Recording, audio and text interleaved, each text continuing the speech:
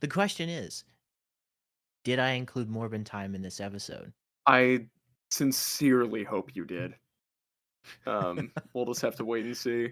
In 2018, Sony Pictures released Venom, which was panned by critics yet praised by audiences. It had nothing to do with Spider-Man. With the success, Sony ran it all to the ground with sequels, a living vampire, and Amazonian spider societies. Now, in 2024, 3 small-time writers pitch movies to try and fix this tangled web of a franchise. I'm Jarrett. I'm Peyton. I'm Noah. And this is... Has to do with Spider-Man, I think? Hey, everybody. I just died. What just happened? Just happened. I stretched and died. He's dead. That's it. We can't. do Right it. as you were getting ready to pitch this, I see know, what this man. is. You're trying to get out of this. Yeah, I give yourself really another am. day, huh? Good Yeah, guess. maybe. So unprofessional. Shame, All right. shame. Ha! Hey, everybody. Welcome back to another episode of Has to Do with Spider-Man, I think. We're here with my new pitch, my second pitch for this podcast. And I'm very excited and very worried, a little nervous, because this came down to the wire even more so than Otto did all those months ago. I was literally just writing, again, the mid and post-credit scenes as everybody was waiting for me to be done and send the script in. Yeah, he This is a bad put the habit of mine. finishing. He put the finishing touches on it. I think about 10 minutes ago. Mhm. Yeah.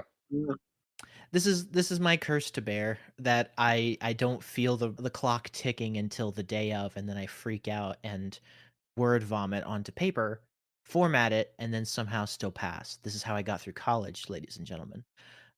So, guess what my pitch is? Guess. I mean, It's Morbius 2, right? It's Spider-Man. I that's think. been the rumor. Morbius too. Yeah. I think it has to do with Spider-Man. Morbius 2 has been the rumor. The first announcement was Morbius 2. And then the second announcement was Morbius and the Vulture. And now we come to the final script titled The Vulture. Oh. He's the guy that's got those wings. He is indeed. He flaps like a bird.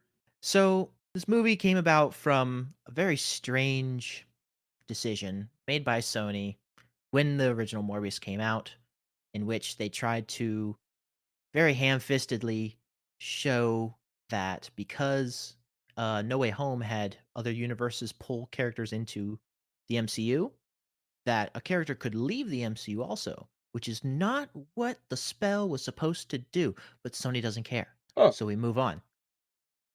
And so we're here with a character from the MCU existing in the Sony universe.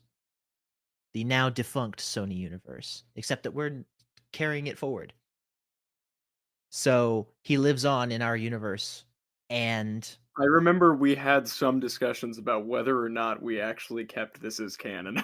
We've had discussions about canonicity all throughout the planning of this series. the entire podcast we've questioned what should and shouldn't be canon, or whether or not everything would fall apart. This one specifically, I remember talking about, because we're like, why would we keep this? Why wouldn't we just completely ignore this like this entire scene deserves? And so many articles have come out recently talking about like they could have used Spider-Man whenever they wanted. There was nothing stopping them. They just tripped over their own feet thinking that people wouldn't get it. Which The is, same thing with Vulture. They were like, it has to be the MCU guy, so people go, oh, I know that person. it's the funniest part of this whole thing is hearing that they were so concerned about the rules of the multiverse that were established in Loki and Doctor Strange. They could have given Michael Keaton a dumbass wig. They could have, and just said, this is Vulture, but not quite, but it's still Michael Keaton. And nobody would have cared. Yeah, No. for real. They already gave Woody Harrelson the stupid wig. They have a lot of stupid wigs. Why don't they could just use the same one? Just use the same wig. Could you Make him a imagine? redhead now. Oh my gosh. But coming into this pitch, originally as Morbius 2, and following up. The idea of following up on a character that at one time existed in the MCU and now is in this weird ass universe intrigued me way more Valid. than the idea of a sequel to Morbius did. I admittedly kind of have a soft spot for the movie. I would not know where to follow up with that original movie though. So I came at it from a different angle, and the story just kind of came to me from there rather much easier than the idea of a sequel to Morbius ever did. That said, not quick enough to have a full finished script though. So here we go. I also don't have a director for this currently because this was at one point supposed to be a 5-episode miniseries on Prime. Okay. A 5 or 6 episode on Prime spread over the course of about 6 months, 1 episode per 6 month. months. Oh my god. 6 months? 6 months. That's okay. Okay. And so initially I had a showrunner, kinda. Who Not was the really. showrunner? I was just looking at people who are doing hero shows right now. Sure. Eric Sure. Kripke. I thought about the showrunner, one of the directors for certain episodes of The Penguin, just because that was popular at the time. I Yeah. looked at the showrunner for Agatha at one point for no reason. I was just like, what's a popular show? Valid. What's a superhero the show that actually kind of works, and who made them? But I quickly realized I was like, this could just easily be just a regular script. Because I Right. think that's the biggest problem a lot of MCU shows have, is that they're very easily just long movies that nobody bothered to cut down to a Sure. regular runtime. So why not just cut out the middleman and just make it fit the runtime in the first place? Makes Yep. sense. But in the process of doing that, I started to run out of time and just kept on writing and never actually put a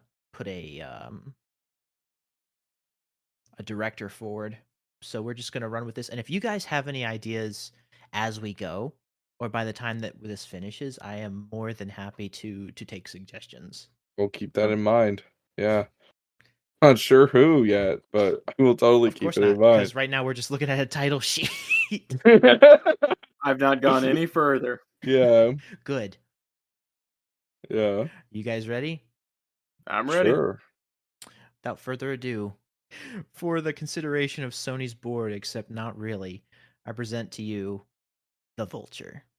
We open on a scene of a New York hospital.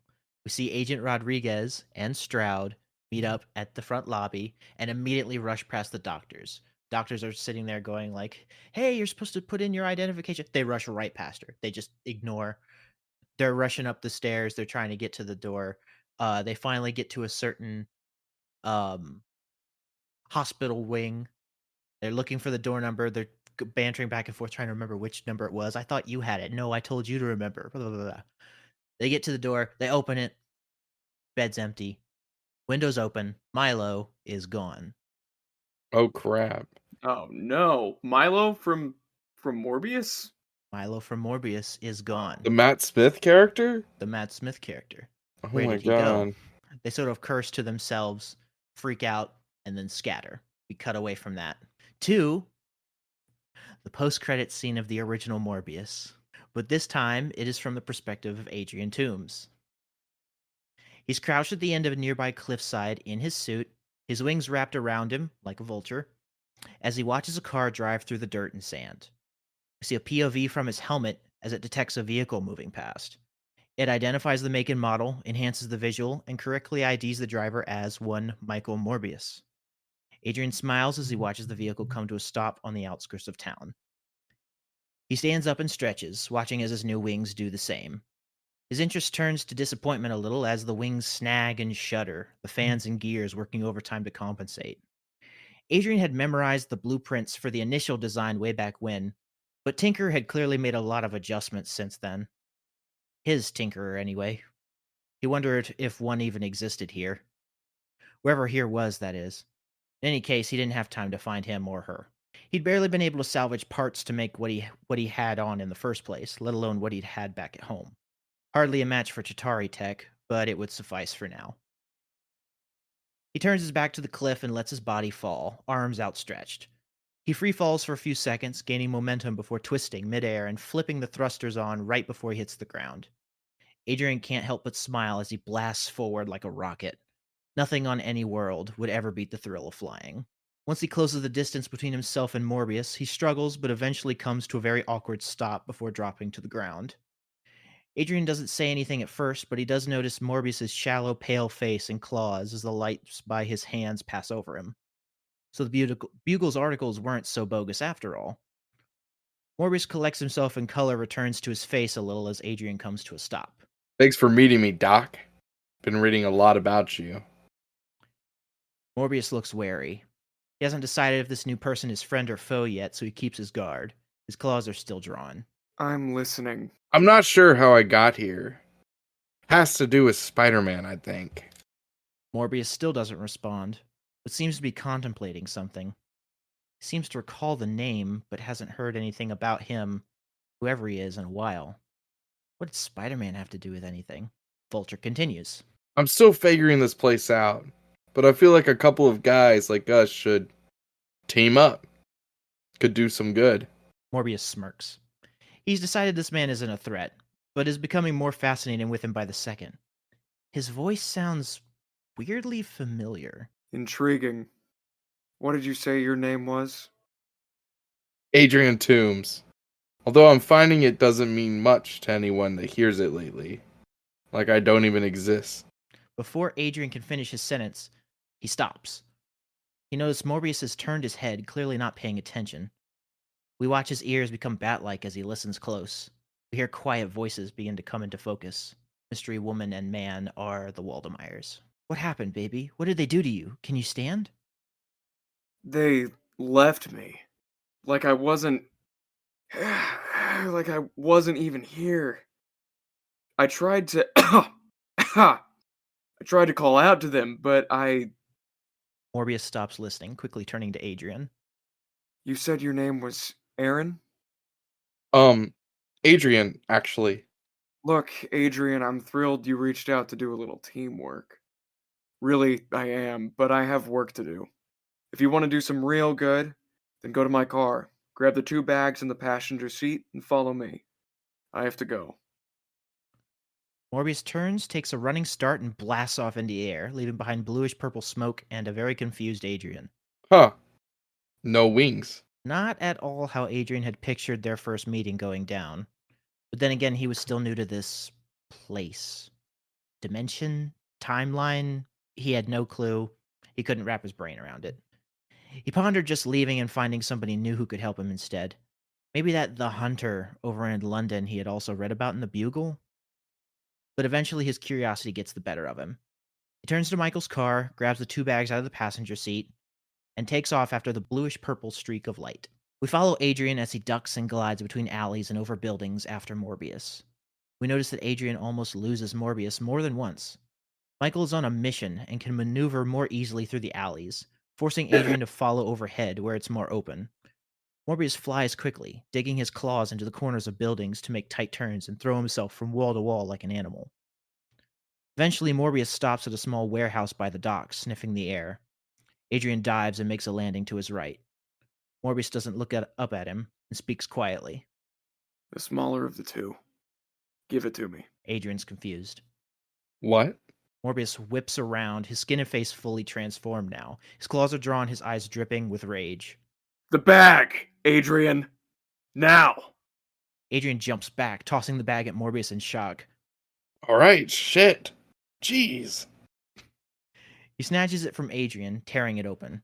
Inside are 2 blood bags, each filled with a greenish fluid. He snatches one of the bags from the satchel and rips it open from one side, proceeds to squeeze it dry in seconds. Adrian watches, beginning to regret following Michael very quickly. Slowly, Michael begins to regress back to his human form. Takes a few slow breaths and then smiles. Come on. There's someone inside that needs our help. Vulture's growing more hesitant. Look, when I said we should team up, I meant we should go after... Spider-Man. I know. But look, from what I know about him, he's a small-time vigilante. Stops criminals from hurting innocents and catches them just like flies for the cops. Maybe he's some evil maniac where you're from, I don't know. But right now, there's someone in that building that needs our help. So let's do some good. Just like you said. He turns around and continues going for the door. Adrian considers leaving again, but shakes his head and follows with the other bag in tow. Thief or not, he wasn't about to just leave a stranger to die. When they enter, it's clear the building was abandoned very recently. The only thing left behind are a few scattered medical beds and a man crouched on the floor, played by Vin Diesel. He's holding a woman's hand, presumably his wife. She is played in this film by Halle Berry. Vin's skin is hard and porous like a brick wall. Hmm. He's barely breathing and clearly in pain. Oh my They god. both look at Michael when he opens the door, who wastes no time rushing to their aid. Good evening. My name is Michael Morbius. I'm a doctor. What are your names? My name's Selena. This is Joshua. Selena, I don't have a lot of time, but I want to help. Your husband's skin is weighing him down. I'm going to assume it's likely crushing his lungs. I need to take a sample of his blood to see if I can reverse the effects, or else he'll suffocate under his own body. Do you know if any part of him isn't covered by these lesions? Selena tries and struggles to focus, but Joseph's ragged breaths bring her back. Just the inside of his mouth and the soles of his feet, I think. He looks to Selena and then to Joshua. Adrian hands him the other bag and watches as he grabs a large syringe without breaking eye contact with Joshua. We don't have much time, but I'm not going to lie to you. Assuming I can even find the proper vein, this is going to hurt. A lot. Just do it, Doc. I'm tough. I can take it. Adrian takes off his helmet just in time to watch Morbius stab the sole of Joshua's right foot with the needle down to the base. Joshua's yells echo across the empty building as Morbius slowly pulls the plunger, drawing blood. Morbius's hand remains steady. He is noticeably not affected by the sight of the blood. Before Joshua passes out, he makes eye contact with Adrian. Hey. Hey, I know you. Adrian looks confused. Joshua somehow recognized him. Adrian! Hey! Adrian! Adrian looks up, no longer lost in thought. What? What's wrong? Can your suit carry him out of here? Adrian nods. Good. He's too heavy for me to carry back to the lab. Meet me at the abandoned theater in Brownsville. I'll take Selena with me and try to get something working by the time you get there. Adrian doesn't hesitate. He puts his helmet back on and takes off, positioning himself in the air above Joshua as Morbius grabs Selena and flies off. He grips both of Joshua's shoulders and clamps down. Joshua groans in pain as Adrian revs the motors in his suit and tries to lift off. He struggles a bit with his suit, but eventually is able to move Joshua up off the ground. As Adrian begins to lift himself out of the warehouse and into the air, he tries to piece together his memories of Brownsville back home. From what he understood, it was a bad neighborhood. He could only imagine what it looked like here. Brownsville is a dump. Streetlights and windows have been smashed or knocked down, leaving the whole area pitch black this late at night. It's a known hiding spot for a lot of gangs and anyone looking to hide from the law. Most of the time, police don't even patrol this area out of fear. After struggling a bit to find the theater, he eventually spots it, the open basement hatch left by Morbius. Quick note, this is not necessarily like an old abandoned movie theater, it's more like an opera house or a theater for plays. He slowly maneuvers himself through the door and gets inside, taking off his suit while Morbius and Selena help Joshua onto a nearby table. Joshua struggles to explain that he was hooked up to a bag of fluid connected to his side, keeping his body stable. Without it, the condition is spreading and worsening, and Morbius determines it will eventually turn his internal organs to rock and kill him. Morbius works quickly and is eventually able to craft something that may potentially prevent Joshua from dying. Unfortunately, the only other place free from brick that will get through Joshua's system the fastest is through his nasopalatine block, that being the roof of his mouth. Morbius instructs Selena and Adrian that the three of them will need to hold Joshua down in order to administer the serum. They do so, Joshua struggling to hold back a yell as Michael presses the needle through the roof of his mouth. He presses the plunger of the syringe down, and after a moment we watch as his skin slowly begins to regress back to normal. It eventually draws back until it reaches his neck and upper back, where it finally stops. After a moment, they slowly stand back and allow Joshua to stand up and breathe deeply for the first time in who knows how long. He bends down to pick up a stray piece of glass and stare at his reflection. He stares at his own face for a long moment, before his eyes eventually well up with tears. Selena, overjoyed and also crying, rushes to his side and they embrace. Adrian's shock turns into a smile. He's reminded of his times with his family, back before he ruined that for himself. He sneaks a peek at Michael, who's also smiling, although there's something more behind his eyes, like he's calculating something to himself. Eventually, he shares with the group that this is unfortunately likely not a permanent fix. He says the deformity has receded but is not entirely gone, pointing to Joshua's neck and back. Michael says he will need to run more tests on how the admittedly thrown-together serum interacts with Joshua's system, and if there are any other effects that have not yet presented themselves. Joshua mentions that if anyone sees them return home, people may come after them for having escaped. And what about Sophia? Where... Don't worry, she's safe. She's staying with my sister for the night. She turns back to Michael.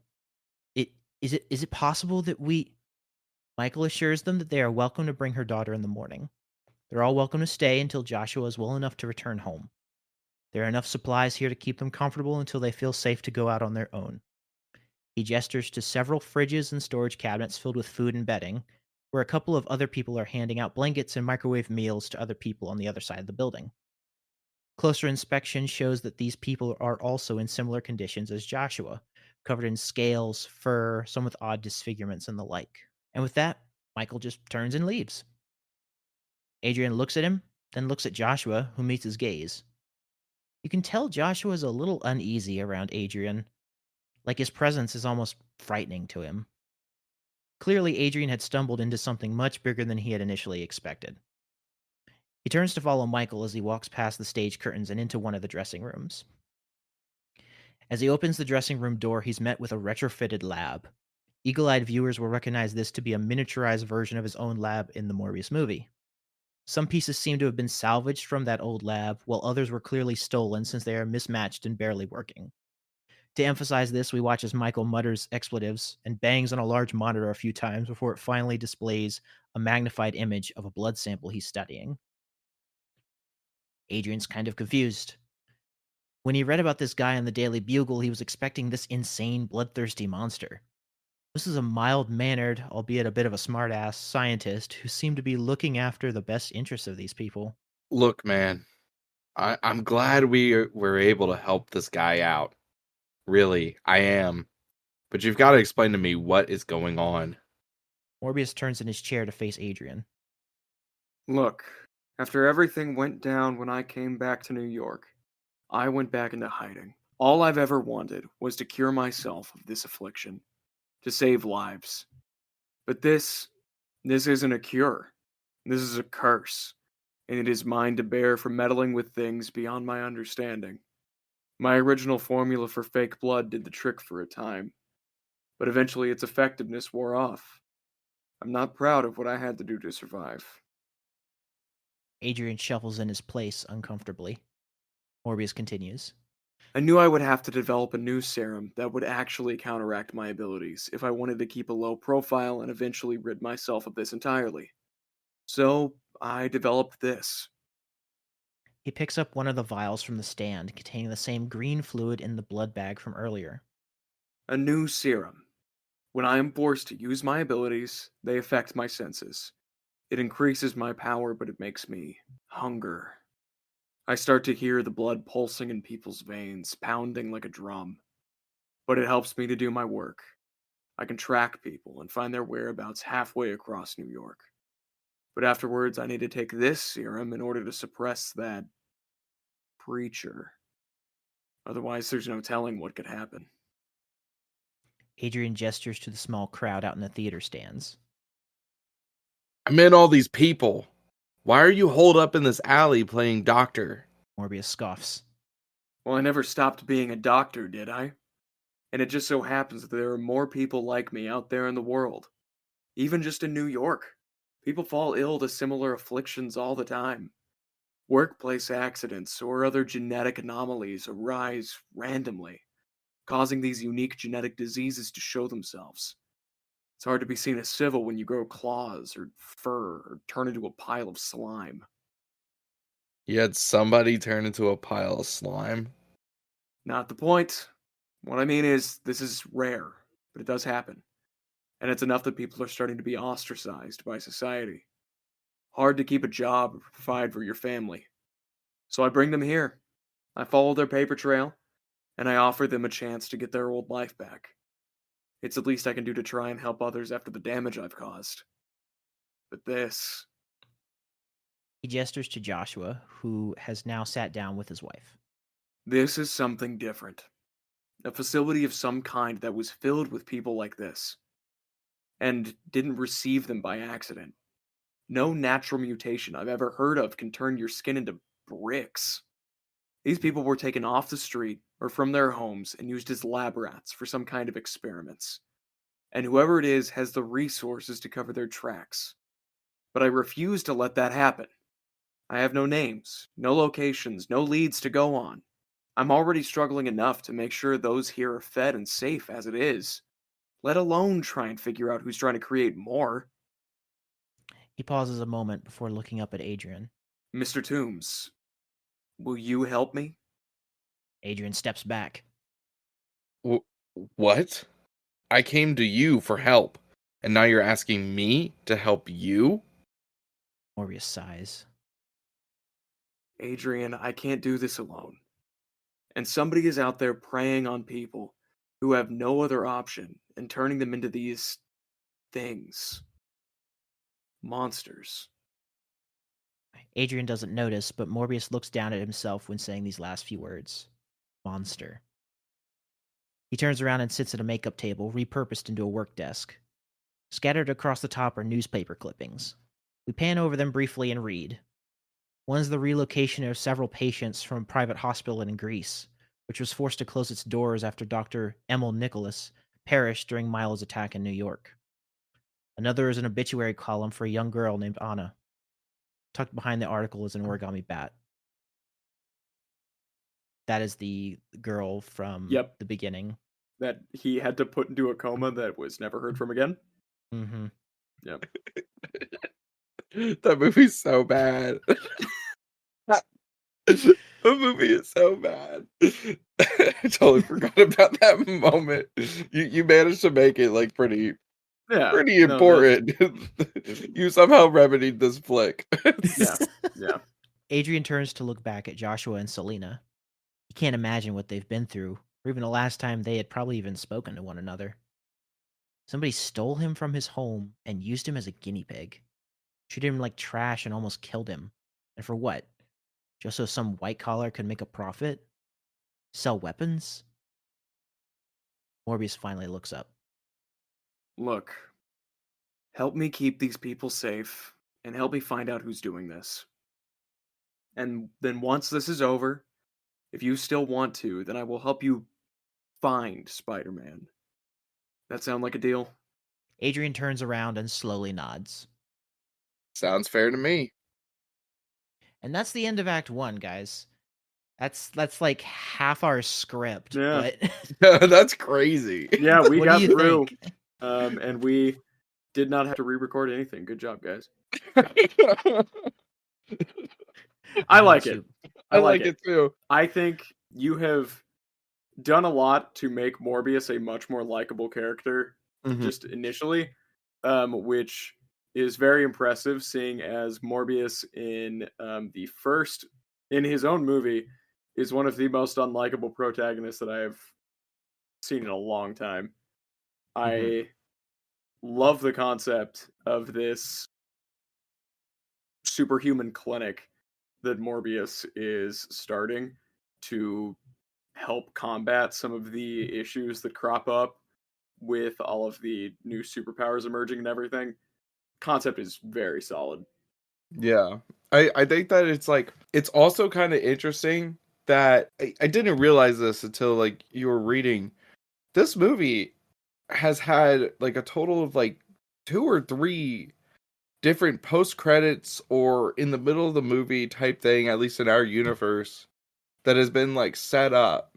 So like it's interesting because this is like the second to last episode before we get into the crossover, or I guess the last episode before we get into the crossover, and it's very like fun to me to see all these things kind of get paid off, especially in like for instance in Montana and the Enforcers, or what we then start calling Shocker at the end.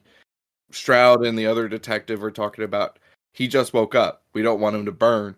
And immediately when I heard that, I was thinking, oh, it's going to be Morbius or it's going to be the Doctor. And I didn't realize that it would be Milo. Yeah. I thought that was pretty cool. And thinking about it too, in hindsight, the post-credit scene that gave us our title made no freaking sense. No. Like you made it make sense here, but if we just take it on its own, that Morbius post-credit scene is like one of the dumbest things I've ever seen. I did take the time. Intriguing.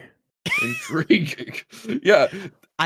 One of my primary goals going in, like early on, back when this was still Morbius 2, was to start with the post-credit scene for the original and add some more depth that was not there, and try to make it seem like a better like a more fleshed out conversation. I appreciate that because so much. it's such I don't even know what to call it. It's very ADR'd. Yeah, it's very blatantly slapped together and only meant to be to make hype where none existed. If any, at most, it confused people, and people complained about it being very like just crappily written, because you could tell it was done in reshoots to kind of like ape off of No Way Home in a way that made no sense according to the rules set up in that film. So I was like, okay, yeah, let's roll with the fact that this makes no sense. Add some extra structural support to make it sound like human beings, and then roll with this insane premise and see where it takes us. Yep, I really appreciate the commitment to the bit there, and yeah, including the wall played by Vin Diesel. Yep. I thought of a director. I can't remember if he's already been taken, but Drew Goddard. He's a screenwriter and director. Did Bad Times at the El Royale. He helps write a little bit of Cloverfield and the other ones. You're just saying that because you just I saw the Cabin in the Woods. Yes, but yes, I did see Cabin in the Woods. But I'm seeing here on Google he was attached to do the Sinister Six film. Yeah, incredible. He was supposed to write and direct it. He also did The Martian, a couple Cloverfield films. He does these movies. World War like Z. This kind of fits with it in the sense that like it's ideas that shouldn't work. Like Cabin in the Woods is a really interesting idea, and yes, I did just see it like literally 2 or 3 nights ago.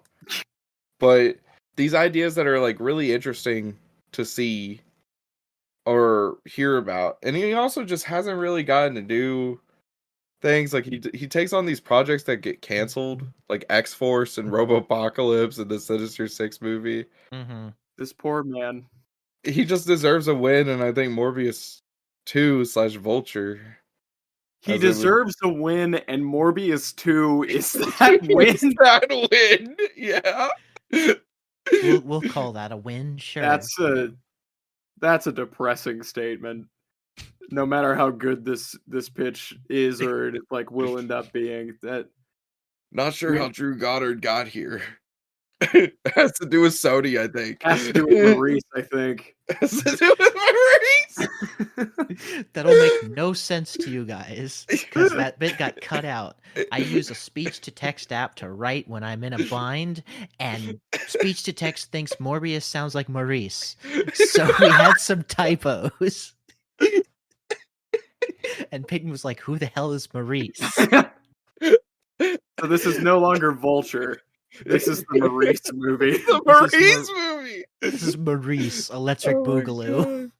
It's so freaking funny. It's so funny. It's Maurice in time, guy. I don't know why when I hear Maurice, I just think of like one of the lemurs from Madagascar. Because one of the lemurs in Madagascar is named Maurice. Yeah, and he's revealed to be like an extra-dimensional demon in the show. No, you're talking that's about not- Mort. You're talking Yeah, about that's Mort. Mort. Yeah, Maurice is the one who's voiced by Cedric the Entertainer. yeah. So But do we like this Act 1? yeah, Yes. I like it. Low-key, initially, it does feel like a Morbius movie with the Vulture playing an audience surrogate, but I think like you're also giving Morbius a lot of, or not Morbius, Vulture a lot of agency, and I appreciate that. Because he, like, I could easily see the grounds in which you were first starting to write this, where it was going to be a Morbius sequel.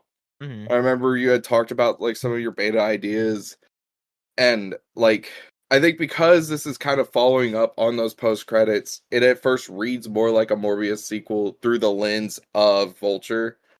But I think as the story is going on, we get more and more of a focus on Vulture and Vulture's story, and I think that that's really interesting and really cool.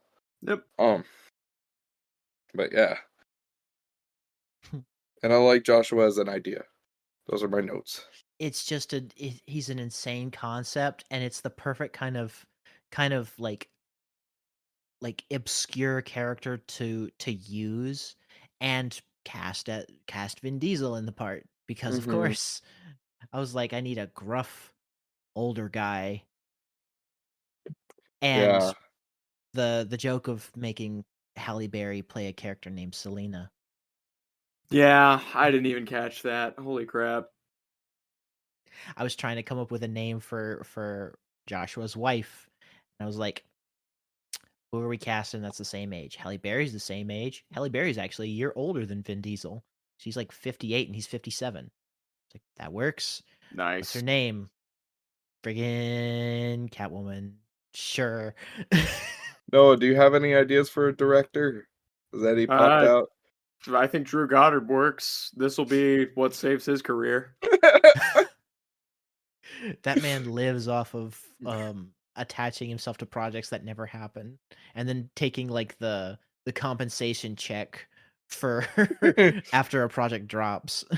It would be really funny if we like eventually like did a full pitch for something, and then in the next episode we revealed that actually this one got canceled due to production reasons. That would be hilarious. With this recent success with the vampire movie, why not have Robert Eggers come and do this? No, this is not a... I'm going to shoot that down immediately. This is not an Eggers film. True. The actual Morbius 2, Robert Eggers. Yeah. And it's just a generic action movie because Sony got their hands all over it. Oh, yeah. He made like this gothic vampire mood piece, and they were like, okay, but like action scenes. But like, what if it had to do with Spider-Man, I think? What if the wall was in it? Here, Eggers, hear us out. If you want to do your own version of like the Morbius story, we will co-finance it, but I'm not sure it's going to really fit with the vision that we have for the Sony universe going forward. So why don't we just have this be like a kind of separate series that you're writing? So it can be like a spiritual sequel to Morbius, but we're just going to call it Maurice instead. That was an extended Blue Harvest type thing.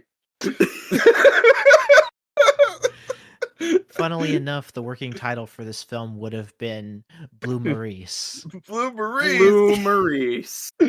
Oh my god! I had no clue. This is amazing. Are you guys ready to go to Act 2? Yep.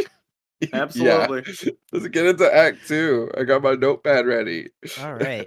Act 2. After that, we fast forward about 2 weeks. Adrian has been busy collecting... 2 weeks? I hate you. Okay. Adrian has been busy collecting, stealing supplies, keeping the people of Brownsville safe and protected. At the same time, he's trying to figure out if there are any similarities between this universe and his own. Maybe other people might recognize him like Joshua did, but so far nothing really of note. He doesn't let it bother him, though. Doesn't know why he's here or what brought him here, but he knows that this is a clean slate and chance to try and start over. We watch as Adrian returns to the abandoned theater with a crate tucked in his claws holding stolen food, blankets, fresh clothes, stuff like that. Throughout this time period, Joshua has been kind of keeping him at arm's length for reasons that Adrian doesn't know or care to find out. While he's never said it out loud, part of him is scared to find out exactly why Joshua looked at him the way he did that night, with fear. Maybe that's why after enough time passed, he stopped trying to figure out if anybody he recognized was here. But after this particular run, Joshua walks up to him and pulls him off to the side. Joshua thanks him for everything that he's been doing for them, and he admits that he knows more than he's initially let on. He didn't share because he was kind of scared to come forward since he didn't know everybody and was obviously on the brink of death at the time he arrived. However, now that he's become more comfortable and he knows he can trust them, he has information he wants to share. So Adrian goes and grabs Morbius, and they meet over in the dressing room/laboratory. Joshua shares that he knows where the other safe house might be, and he points it out on a map. He knows that they have several, but he only heard about one other location in passing. Adrian and Morbius immediately agree to leave and start to travel in the direction Joshua shared. When they arrive, they sneak onto the roof through a panel in the ceiling and discover exactly what Joshua had described. The facility is filled with a variety of makeshift cages, each filled with cots and bedding and housing up to 5 people each, and each with various genetic mutations. I won't name any specifically here, however, this is a perfect opportunity for us to retroactively kind of use this as an origin for certain characters in the future when we want to introduce them. We watch as a nearby camera that is rotating around suddenly catches sight of both of them, causing an alarm to start blaring. The whole place is sent into lockdown and evacuation. Adrian and Morbius drop down onto the floor, only to be immediately overwhelmed by hired guns. This is our first major action scene of the film, and the one that was teased in the post-credits scene of Kraven, which, if you haven't seen that episode, go watch it. I know Kraven wasn't that great, but we did add some post-credit scenes since it's not the end of this universe. We made it worth your time. Kind of. Yeah, no, it's There near the end. Please! Please! Morbius is forced to call upon his animal instincts here, slashing and biting and throwing people around their entire facility. Meanwhile, Adrian is in his Vulture suit and using his size and speed to his advantage, taking out several people at a time by gliding low to the ground and picking people up and throwing them around as well. It's a fun action sequence, but there's admittedly not a lot of punching or blasts being thrown. These two aren't hand-to-hand combatants. Morbius can somewhat kind of work between his claws and being able to pick people up and his super agility, but he's trying not to tap too much into it or else he may fall into a blind rage. Eventually, there's only a few guards left to be dealt with. We watch Morbius tear a chunk out of one man's throat and start to drain him of blood from the neck. The other one drops his gun and runs, only for Morbius to quickly deal with him as well. Adrian recognizes this as being a little too far for Morbius' liking, and starts to go for his pack of spare fluid bags and tosses one to him. Morbius grabs it instinctually without looking, rushes at Adrian with a roar, stopping just short of his mask, before turning and downing the whole bag in one gulp. He steps back and peacefully comes back to himself, only to promptly vomit once he sees the carnage he's left behind. They make their way up to some sort of control room by the looks of it, which is covered in monitors. Closer inspection of each of them reveals cameras watching each of the cages. Some remain occupied as they were left behind in the chaos, but many more were moved very quickly during the fight. Adrian slams his hand down on the desk, realizing that they got too caught up in the fight to actually save everyone, and turns to realize Morbius is not in the room with him. He walks down the hallway behind him and finds another lab. No one says it, but with our eyes we can see that this is the antithesis to Morbius' own lab.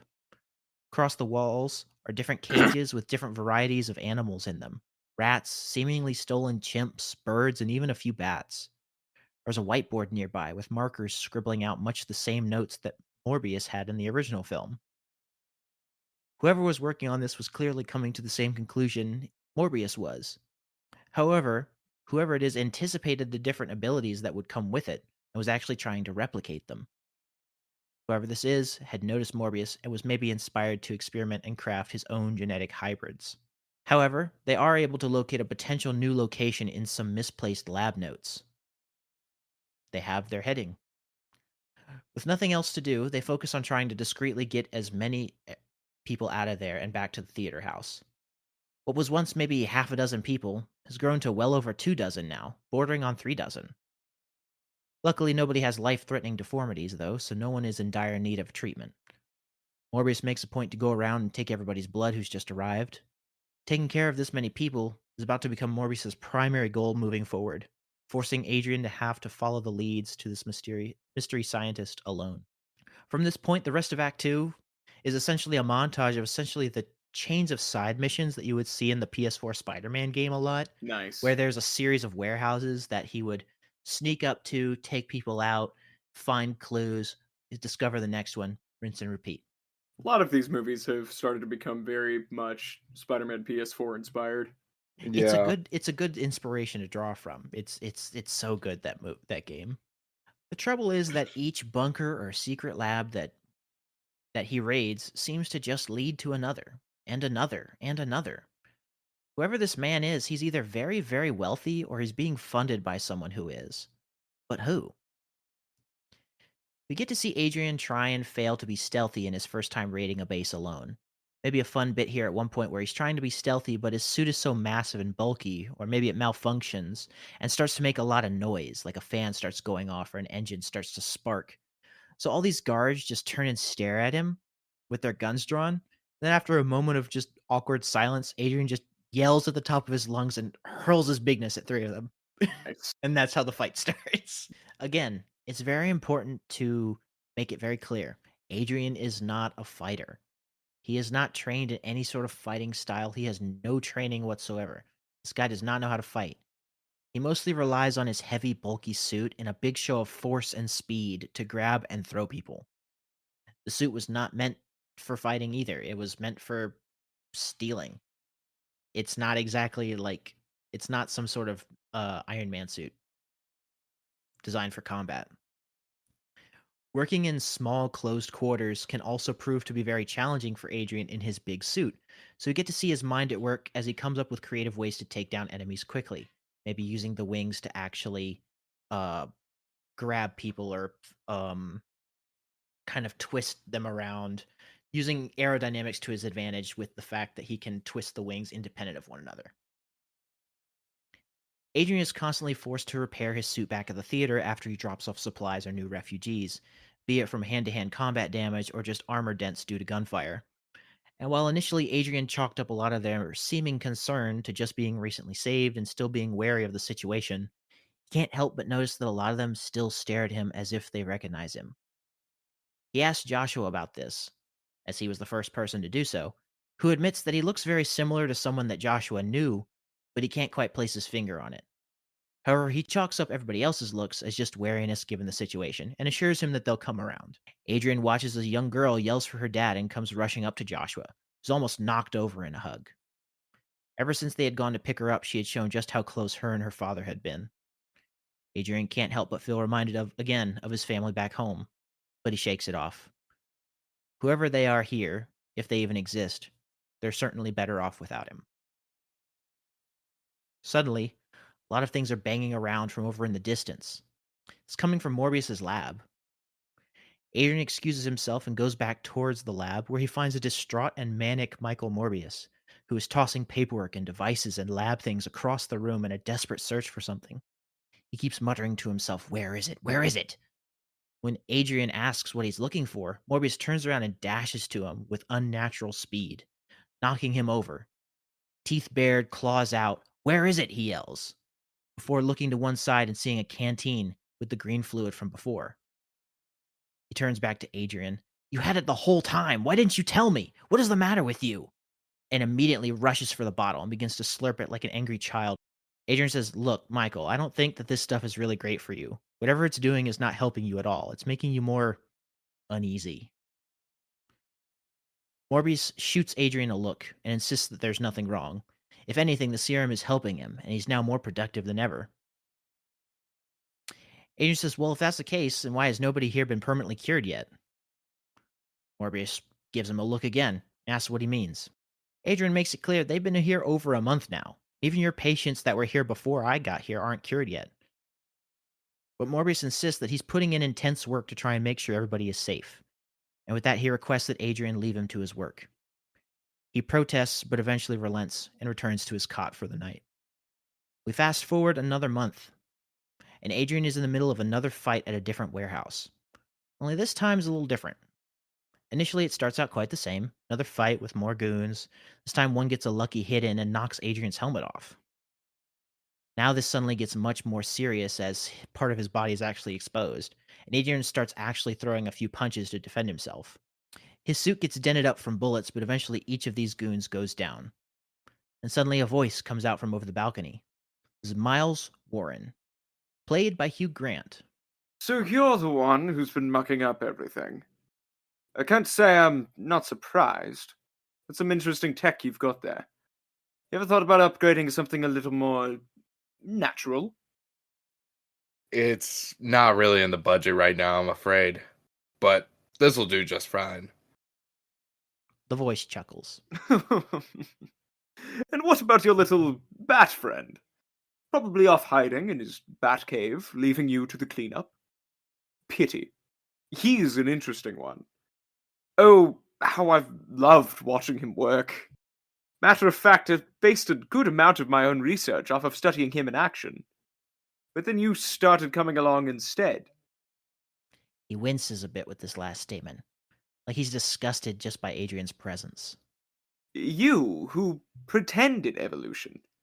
You merely adopted a facade, whereas I bring out the true animal within.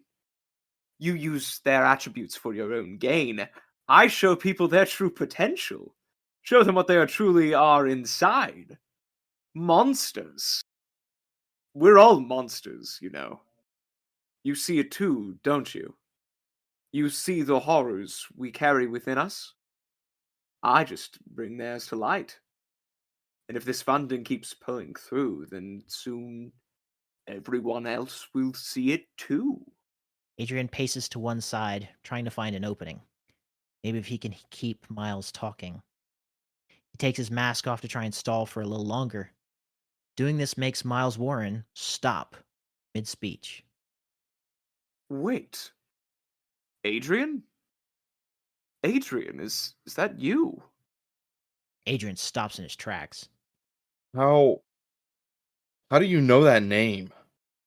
Oh, I never would have guessed this. After all this time, you're alive? Now Adrian is angry. This whole time people have recognized him or been scared of him, and apparently it leads back to this guy. Answer me right now. How do you know that name? Ask your little bat friend, Dr. Morbius. I'm sure he'll have quite the story to tell you. If you survive this, that is. Oh yeah? Survive what, exactly? From across the hallway, a door opens. Two figures emerge. Yes. One we recognize as Mac Gargan, once again played by Michael Mando.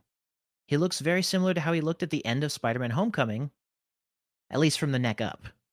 From below the neck, his skin has turned grayish-green, segmented into large armor-like chunks. We watch as what appears to be a tail emerges from behind Gargan's back, the end of which has a long, sharp point on it the size of a machete. The other is Black Tarantula, who some might recognize as the same actor from El Muerto. Although it would be hard to tell now, since he's on all fours, eights rather, and covered in hair. His body is constantly spasming as if there's something crawling beneath his skin. The man lets out a scream, but through the 4 rows of finger-length teeth, it's more akin to a shriek. I'd like you to meet some of my latest creations. Hardly the failed subjects you've done me the favor of disposing of. Saves me the time and money they're frankly not worth. But I'm sure you'll agree that these two are something special. Adrian stares down Mac Gargan, who smiles. Oh, not you again. Dr. Warren smiles as well, begins to turn away, calmly putting on a large coat and picking up a briefcase as he speaks. I'm afraid your little crusade will be ending here. As entertaining as it is to watch you dispose of my hired help, this is also a business. And you, Adrian Toomes, are bad for business. Good day. What follows is not a fight scene. It's a chase scene. By this point, many of the caged people had already left the building, leaving Adrian in a tight hallway, unable to use his wings to leave, and being pursued by the animal-human hybrids that are now much faster than he is on foot. One is running, the other is a 300-pound spider that is crawling up walls and on ceilings to get at Adrian with everything he has. It's a tense, scare-filled escape from this facility that I would love to plot out fully, but simply don't have the time to fully develop. This is another horror sequence in one of my movies that is there for fun, where he is being Fantastic. Adrian cannot use his suit. He's in a facility that he does not have a map to. He doesn't know where he's going. He's trying to find a way out, and he's being chased by a 300-pound spider. And a person from his past who has been turned into this freak and seemingly has ill intent. When he finally escapes into the open air, however, he is allowed a brief moment to breathe before both creatures crash through the window behind him and the three of them tumble down. Adrian isn't able to get his wings open in time and closes his eyes to brace for impact, but it never comes. He opens them again to find that Morbius has heard them and scooped him up, set him down on a nearby roof. Scorpion landed on his feet, while Black Tarantula landed flat on his back, dead. His legs twitch and spasm, but eventually curl around him and eventually become still. A moment later, however, his skin almost deflates like a balloon, leaving behind a withered spider-human exoskeleton, Holy frick. along with about 80 dozen tiny spiders. You which skitter in all directions. Adapted spiders, man. That is gnarly. I was more just thinking about, like, when you see, like, female spiders, certain female spiders, all the babies are just on its back. Yeah. And they'll have, like, hundreds of them just crawling around. So it's big spider, because females are normally Gross. bigger, covered in tiny spiders. That's But I put so them sad. under his flesh, because why not? That's Ugh. horrible. Ugh. Adrian shudders. I'm so glad Spider-Man does not look like that. Matt Gargan looks up, but rather than chase after them, gives a quiet wave, smiles, steps back into the shadows. We then cut to the inside of Morbius's dressing room lab again, in the midst of an argument. Adrian is letting Morbius have it, who is absentmindedly listening while trying to search for another bottle of his serum. He's more gaunt, agitated now. I think the transformation from Smeagol to Gollum in Lord of the Rings. Ooh, yes. His hair is thin, his eyes are sunken, he looks horrible. Think the difference between Dracula and Nosferatu. Almost. This transformation that he's gone through, slowly but surely. And he can't see it, Adrian clearly can. He's clearly been holding a lot back. Whatever he's taking is helping him keep his vampiric urges at bay, but its effects are eating away at him like a drug. Adrian demands to know why people know who he is, why Dr. Warren recognizes him, why the patients here always look at him in fear. Morbius assures him that it's nothing, but Adrian knows better now. Michael isn't telling him something. Morbius eventually finds the bottle and opens the lid, only for Adrian to rip it out of his hands, demanding answers. After they keep going back and forth for a while, Morbius finally relents. You need to tell me, why are they so afraid of me? Because you were one of them. There's a pause. Morbius tries to go for the blood bag again, but Adrian pulls back. What are you talking about? From here, we get short snippets that take place prior to when Adrian and Morbius first met. Scenes of Morbius following a trail of sound, finding an abandoned house with children cowering in the basement, refusing to leave even when Morbius offers them a chance to escape. One points behind them, and Morbius looks down into the basement to see a gigantic figure silhouetted by candlelight. Frick. We don't see it clearly at first, but as Morbius steps God. closer, we see gigantic wings flap and a beak snaps at Michael's fingers. Vulture noir.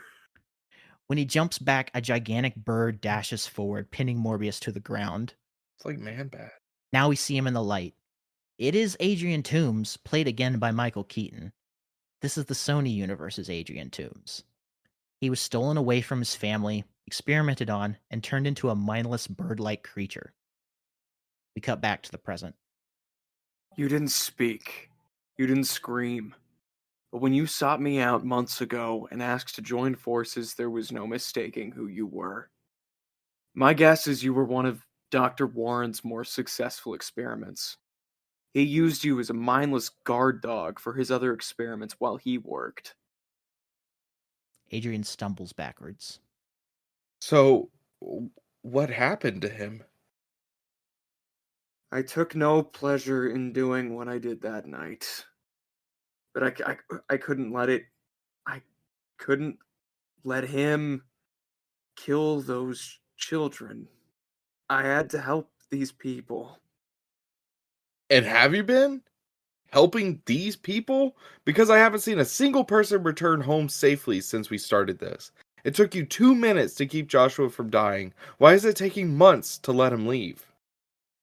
Morbius is breathing heavily. He's sweating, out of breath. He's eyeing the bottle Adrian is holding. There was something in his system. In yours, too. Whatever it is, he may have the ability to stave off my own illness. The serum is destroying my body, and I backed myself into a corner. I need that serum to keep me. What? You're telling me you never had any intention of curing these people? Do you have any idea how much you sound like Miles Morin right now? You are taking advantage of them, and for what? So you could help yourself? He steps back. I was wrong about you. I thought after I saw all this that you were actually helping people, and I bought into it. I stupidly bought into it. But you're no different from any other rich, entitled asshole who puts himself over all those beneath you, right? Because you're the only one that matters. We don't have time for this. Morbius lunges, but this time directly for Adrian rather than the bottle itself. Adrian jumps out of the way, and Morbius crashes into the nearby wall. He doesn't stand up. Instead, we watch as he writhes in pain, his back contorting and stretching. His yells slowly turn into an ear-piercing screech as he stands up and shoots across the room, sending both him and Adrian out a nearby window. Now imagine the most visceral fight scene you've ever seen. I can't go into too much detail, but at this point, Morbius has been trying to repress his abilities, and now that he hasn't taken the serum in time, he has fully transformed into a gigantic bat creature. Think Man-Bat. Giant ears, fur, he grows giant leathery wings. The works. This is Vulture versus Man-Bat. Meanwhile, Adrian is pissed and not afraid to fight dirty. We watch as Adrian breaks free from the monster's grip as Morbius shoots into the air with him, only to snatch Morbius's claws in his own and clamp down, pinning them shut. The creature roars, only for Adrian to then fly him into several large signs and buildings. They eventually grapple mid-flight, and Adrian maneuvers them both close enough to the water for Morbius to knock headfirst into a metal guidepost sticking out of a nearby boat dock, then proceeds to drag him through the water while holding him under. Adrian is royally pissed, and Morbius has turned into a feral monster. These two are holding nothing back. Unbeknownst to the two of them at the time, Joshua had noticed their fight back when they were first arguing, and had been following them as they moved through the sky when he heard the crash. Eventually, Adrian is able to disorient Morbius just long enough to spot Joshua and rush to him. He has an idea, but he's not sure if it'll work. There's a chance that the serum that he gave Joshua will allow Morbius to briefly also hold the transformation off. We get a funny moment briefly where Adrian asks his blood type, to which Joshua replies he's O negative, and Adrian says, "Oh, thank fuck."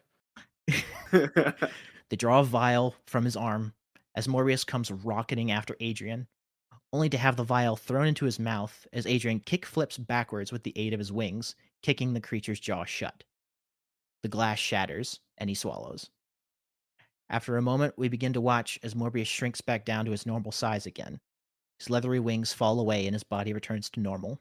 Morbius looks around at the damage and mutters some quiet apologies before passing out. End of Act 2. So another payoff to a post-credit scene. I Well, like that. it's a little gratuitous to have Michael Keaton fight Batman in his own movie, but come on. Yeah, it's dope though. I teamed up Michael Keaton with a bat person. I had to take at least 2 shots. I Yep. mentioned Batcave, and he fights a Batman. Yep. I had to do something. I couldn't not. But overall, Act 2 was what I thought I was going to struggle with the most.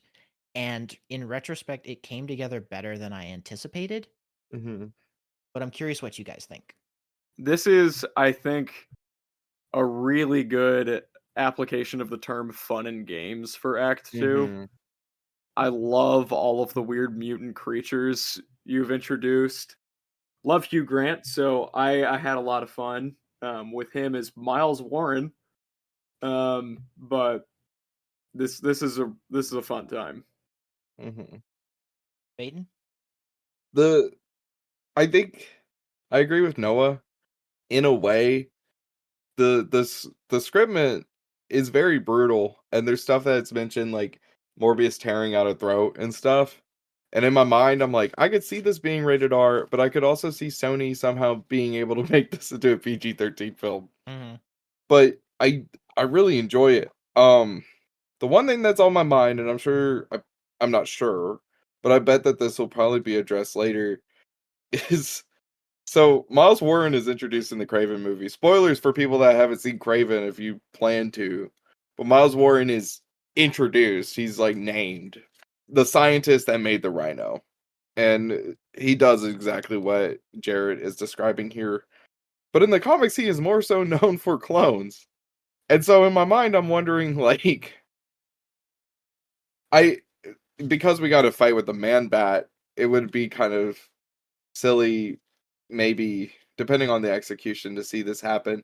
I almost kind of wish that there was a clone of that Adrian Vulture to fight. Like, I don't know. It's kind of like a pursuing on the promise of the narrative of, like, you hear that there's an alternate universe Adrian, and I mean, knowing that he's dead, it makes sense, but it's also like, man, I wish that we could see Adrian versus Adrian. Part of me considered it for a while, but the reason I didn't is because there's a common complaint with superhero films where the quote-unquote hero fights the evil version of the same hero. So yeah, if Ironmonger and stuff. Yeah. So if Adrian Toomes literally fought an evil, mindless Adrian Toomes, it would take that trope up a level. Vulture, which, to be fair, would be and kind Vulture. Vulture.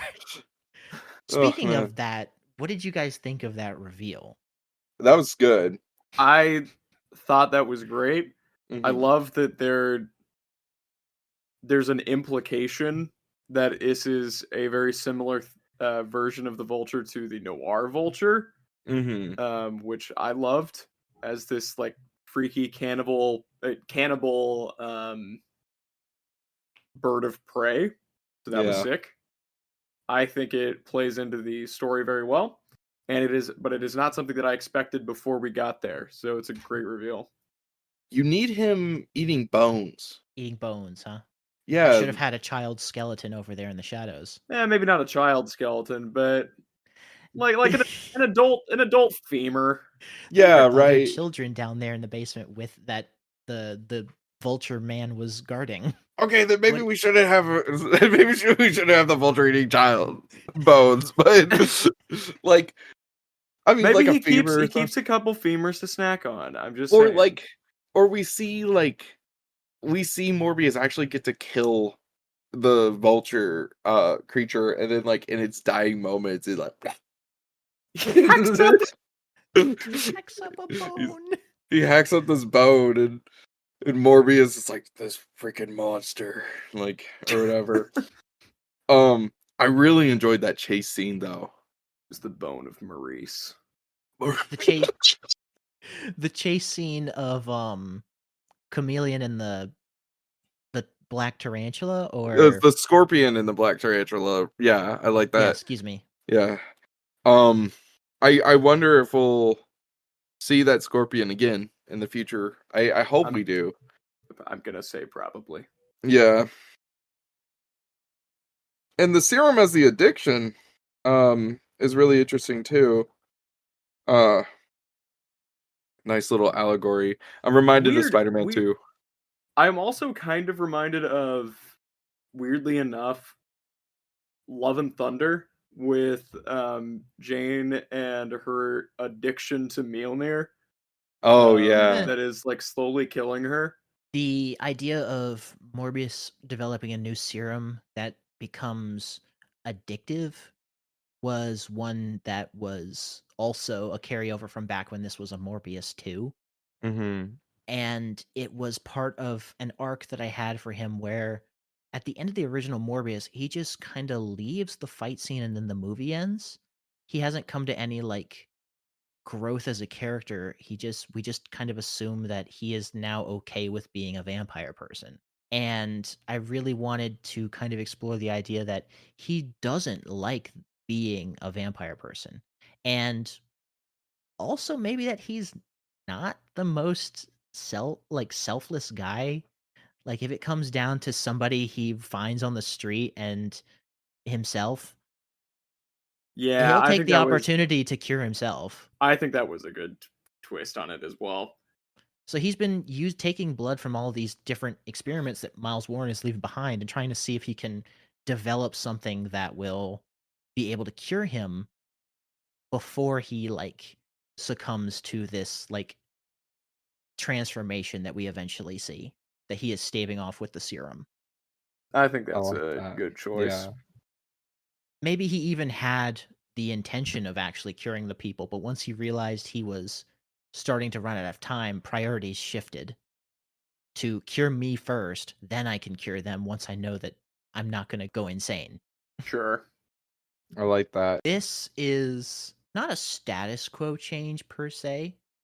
At one point, I considered leaving him in the giant man bat form, but maybe making him have like Smart Hulk similar thing where he can like he's still talking. I don't like that. I wanted to have an excuse to potentially not bring back Jared Leto ever again. Oh, well, I like That makes that. I like sense. that. Yeah. Yeah. So I was like, Yeah. what if it's just a CG bat thing?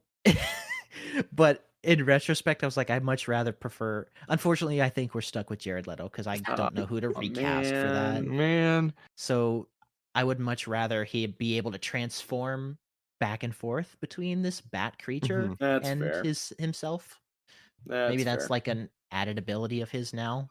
Act 3. It's gonna be really brief.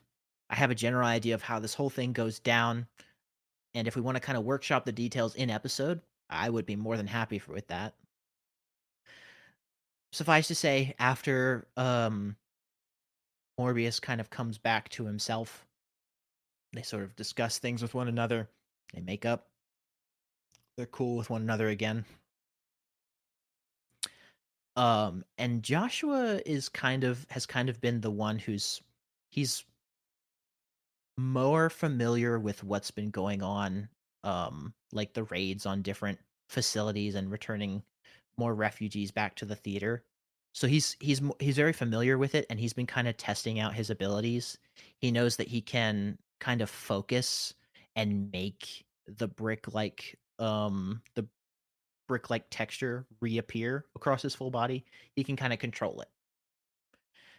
And he's been kind of throughout the movie, he's been like, "Well, Adrian, I can help. Like I'm more than happy to like show up with you." And Adrian kind of turns him down. And Joshua again right here is like, "Look, we know where the last facility is. Let me help you. We don't know what we're walking into here. You'll at least have a third." And reluctantly, Adrian and Morbius both agree that they do need help. And they find out that they need it because upon arriving at the last warehouse, they are ambushed. It's revealed here by Miles Warren that his mysterious benefactor was Milo. No. Matt Smith? Because he was the one funding the facility trying to cure him in the first film. I think his family is said to have been rich or wealthy in some way or another. Warren was contacted by Milo while he was in the hospital, met him there, and gave him a new version of a new serum based on Morbius's own that enhances his vampiric abilities from what he even had in the first film, so long as he would agree to financially back further experimentation. Warren shows up to gloat, showcases his other experiments, the new and improved Lucian crown, who gets very upset at Morbius calling him Milo when he sees him, and lashes out demanding to be called by his actual name. Just a scene where it's like, my name's not Milo! I've been called that my whole life, and it's not me. It's Lucian. You gave me that name for no reason. It's Lucian. Standing alongside him is Scorpion and a new fighter. Large, 8-foot-tall man covered in fur and claws. This is Maxwell Markham the Grizzly. Yes, played by Grizzly. Joe Manganiello. Dude, yes, what? Grizzly. The other day I sent in the server a picture of Grizzly just like while I was looking for Miles Warren pictures. I didn't know that you put Grizzly in this shit. That's crazy. Our final battle is a 3v3 fight between Morbius, Vulture, and the Wall versus Milo or Lucian, Scorpion, Grizzly. Also, Joe Manganiello as Grizzly, by the way. Yeah, no, I like that. Good pick, good pick. This is our final battle. But the actual specifics of which we can determine in this call if we want, retroactively. Suffice to say, Miles and Scorpion both escape together. Once they realize the battle is lost, Grizzly is killed, Lucian is captured.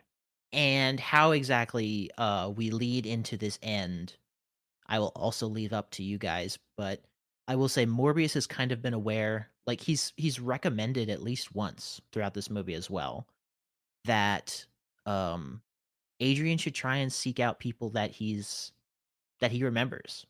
See if he can like try and at least strike up a friendship. If not, try and like reclaim some of what he's lost. And Adrian throughout is like, no, I messed that up. I don't deserve to have it. Sort of this monster motif, but that was going on between both him and Morbius. He thinks he's a bad person. He doesn't deserve it. And Morbius has been kind of egging him like, you deserve it, man. Look at all these people you're helping. So we end during Christmas time. Over the course of this whole process has been July to December of that year, where Morbius helps Adrian track down his old home where he remembers it being. He's holding a small present. He protests that he really shouldn't be doing this. His family abandoned him after the crimes he committed, and he doesn't want to ruin that relationship again a second time. But Morbius assures him that he deserves to be happy. His wife, played by the same actress from Homecoming, Garcelle, I want to say Beauvais is how it's pronounced, Okay. opens the door and stands there, slack-jawed, in shock. Adrian stammers a bit to himself before being immediately wrapped in a hug. Liz Allen is much younger in this universe, still a little girl, rushes to their side and screams in joy upon seeing the face of her father again for the first time in forever. They bring him inside as Morbius looks on and smiles from a nearby perch before flying away. And that's the end. Okay. I like that. Yeah, I like that too. This is a good pitch. I like it. This will be posted on the Substack. Be sure to follow smitpod.com. Would the wall look like that? Or would he look more like a human? My idea for his design was if the Rhino and Kraven didn't have a horn and was more brown.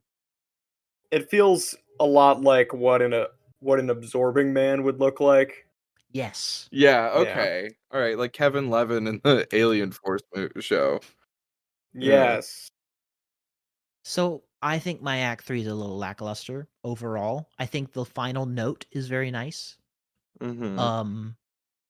But we end with not a lot of closure on Miles Warren, and that's deliberately so because we have Sure. plans for him. I would imagine we want to use him more in later. We established Scorpion. Milo's just been captured, quote unquote. Okay. Is he thrown in prison? Is he brought back to the authorities? Not really sure. I would say he's just taken back to the authorities. Okay. The fight is very like I don't have much to really differentiate it from the other like raids on other facilities.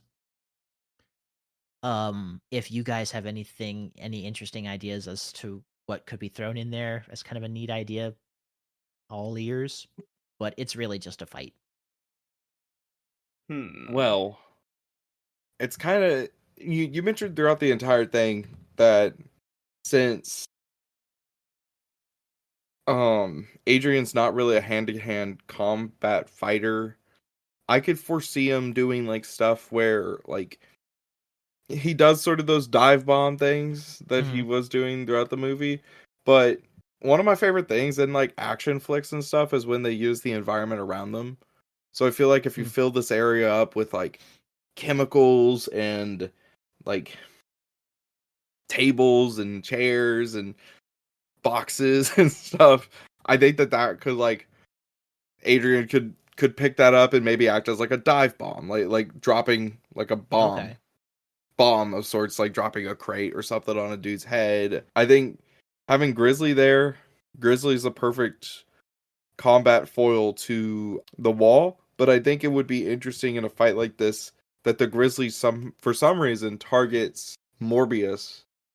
Meanwhile, Lucian is the one that's targeting like the wall, at least for like a little bit, not for like the full fight. Yeah, like but there's like at least a few moments where they're not just targeting their equivalent in the yeah, 3v3.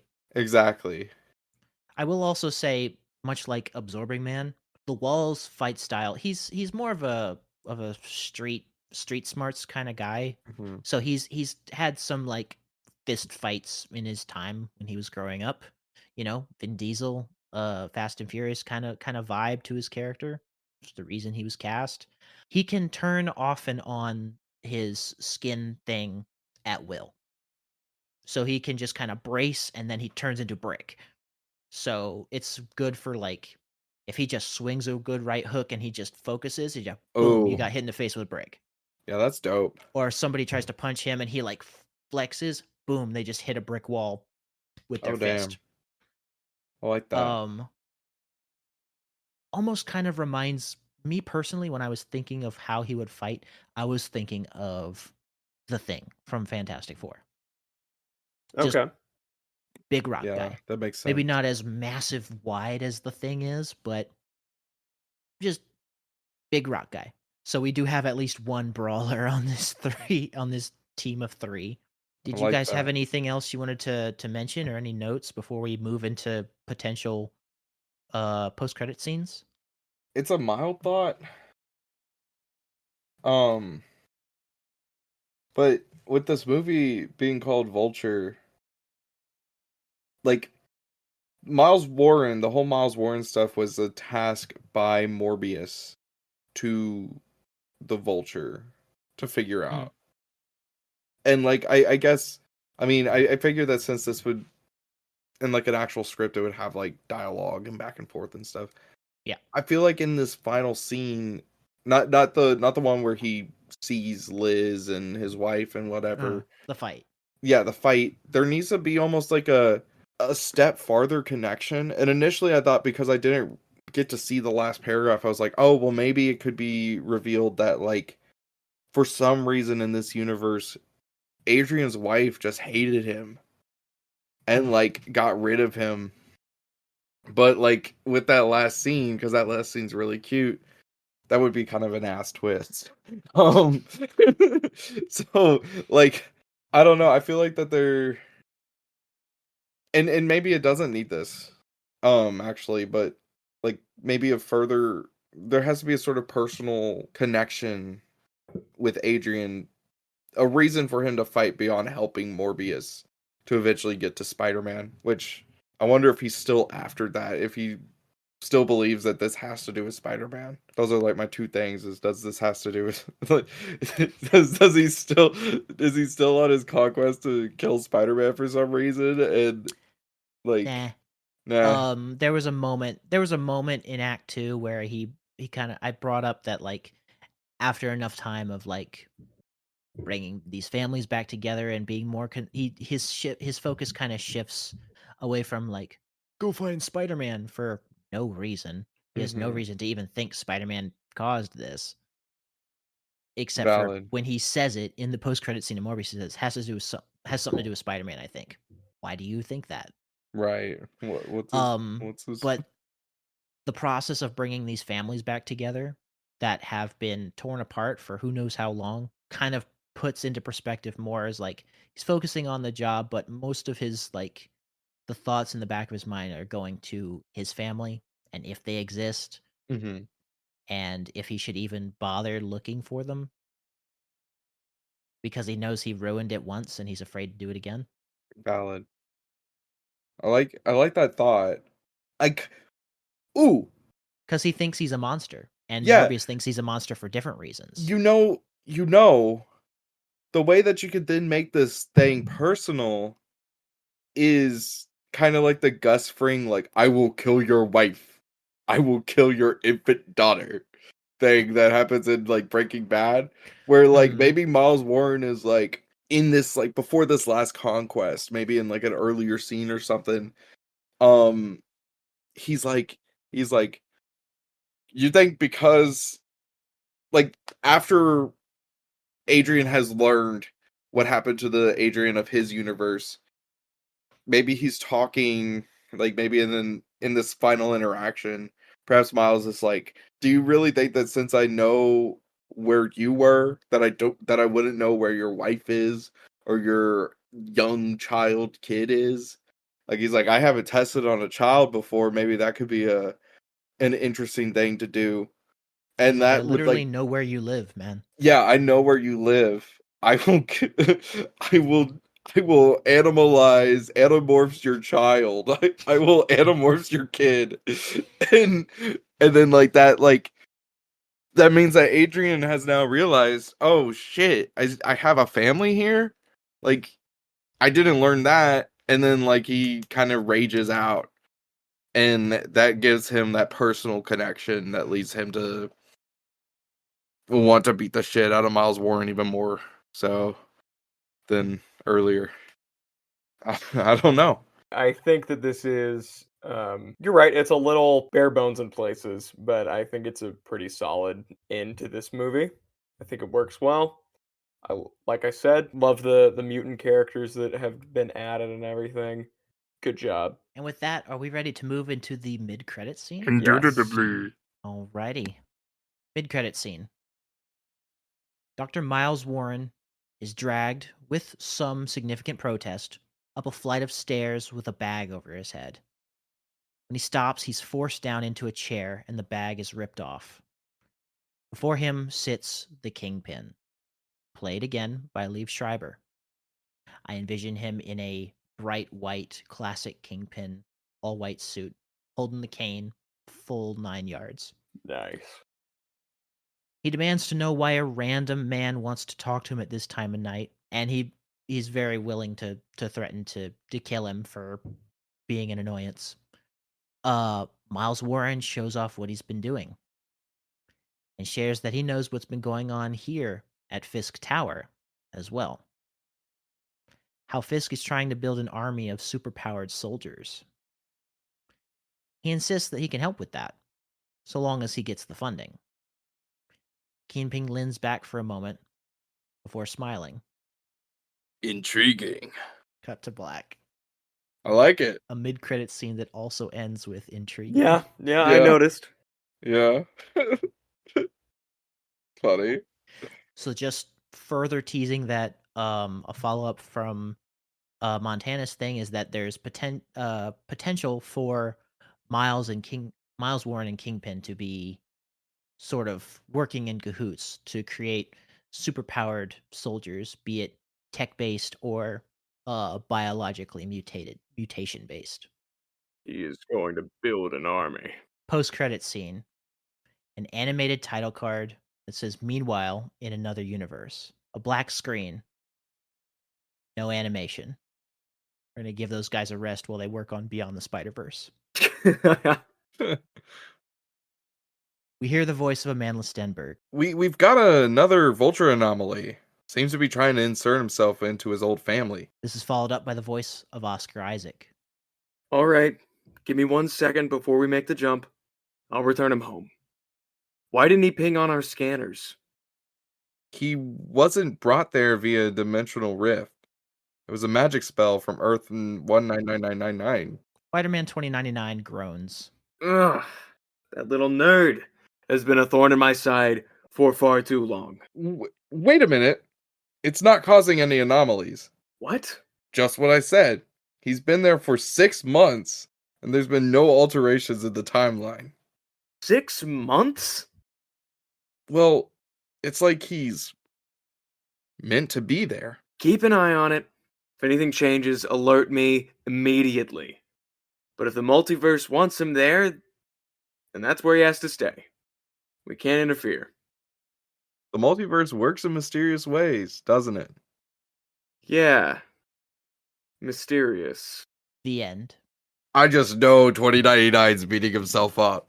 I just know that dude 2099 is pissed. Sure, he did the dude. same shit, and the whole universe fell apart. Yep. He is beating himself And up. this guy gets off scot-free. 2099 is pissed. Oh, yeah. Yeah. But yeah, I thought about making it animated, but I thought I'd mention that it's like they're working on Beyond the Spider-Verse. It's just black and white. They need their time. I mean, it's just black they screen. need their time. Yeah, valid. Completely valid. I like this, Jarrett. Wonderful Yeah. job. This is fun. Really Thank good. you. This was, once again, right down to the wire. And I want to try and be better about that once we move into phase 2. Mm-hmm. Starting with just having a better idea of the skeletons sooner, of my stories sooner, and being able to flesh them out a lot more. Little New Year's Just- resolution. It just comes with being able to determine how I want the story to go pretty quickly, and then being able, just committing to fleshing it out as much as I can. Mm-hmm. Because both of my pitches have been in the 20 to 25 page range. This is longer. Otto was 21 pages, including the title page. This is 26. So not bad. Better than what I originally did. But not that 21 pages is like bad per se, but it's very brief. This is also very brief. It skims over a lot of stuff. Just gets right to the point, which is also not a bad thing in my mind, but I want to try and flesh these out more as I hopefully improve my writing abilities. Yeah. No, I think it works really well. It's a good addition. I appreciate the character of Michael Morbius far more than I ever could have with an actual Sony Morbius movie. Mm-hmm. Same. Yeah. That's good. That was my primary goal here, and I'm mostly I'm happy with the decision to not make it Morbius 2. Mm-hmm. Yeah, I think so. I like that. Yeah. I don't know if Adrian necessarily comes off as a very strong protagonist necessarily, but I do prefer his angle on the universe Right. over trying to continue Michael's. Yeah, It was smart. I think so. Yeah. Wonderful job, I think Jarrett. it was a wise decision. Thank you very much. So from here, that was the last solo pitch of phase 1, Holy which means crap. that our final pitch for phase 1 is coming up soon, and it will be a team effort. It will and be. It will also be a team up. Yummers. Much like Avengers, much like Dark Legion, this film will see many of the characters that we have established and that have been established for us cross over and work together as a team. But what will this team be called, you wonder? Is it the Sinister Six? It, They've wanted a Sinister Six film for years. That's my guess. The superior foes of Spider-Man. The Outsiders. No, that's a DC. The Outlaws. No, that's... Maurice and the Crew. Oh, yeah. What about the Enforcers? No, they're dead. That's taken, unfortunately. They're also dead. I don't think Montana would feel comfortable just making another team of enforcers. I think we need Enforcers too. No, ladies and gentlemen, our team-up film is called The Lethal Protectors. Hey, like Venom. Because what else could it be? Valid. Yeah. I like it. And it'll be a team effort between the three of us. I think the plan right now is to split up the script writing process by act. Mm-hmm. So one of us will write act 1, act 2, act 3. Okay. And then piece them all together. Yeah. And hopefully we'll have a really awesome team up film for you guys to close out this chapter. Then we'll take a short break after that and get started on what's coming up next after that. Sick. So get excited. We are excited. It's going to take a lot of planning. Be sure to follow everybody. Be sure to follow the Substack smitpod.substack.com. You can also find us on Blue Sky underneath the same title, SMIT Pod, and then also on Twitter /X the Everything app at SmitPod, SMITPOD. I spelled it 3 times. Be sure to follow. It's SmitPod across all platforms. All platforms. Hell yeah. We love you all. We have enjoyed doing phase 1. And phase 2 is going to be lit. Lit. L-I-T. It's going to be so good. Yeah. I'm so excited. I'm ready. It's going to be yummers. So. Don't say that. Yummers. Thank you guys so much for listening. We'll see you back again in 2 weeks. It's not going to be 2 weeks. Wait, it's not going to be 2 weeks because it's going to be Lethal Protectors. I thought we were taking a break between them. Yeah, we'll be taking like about a month break between them. Yeah, to give us time. It'll call it a month. So, when is this going up? This is going up the 12th. So February 12th.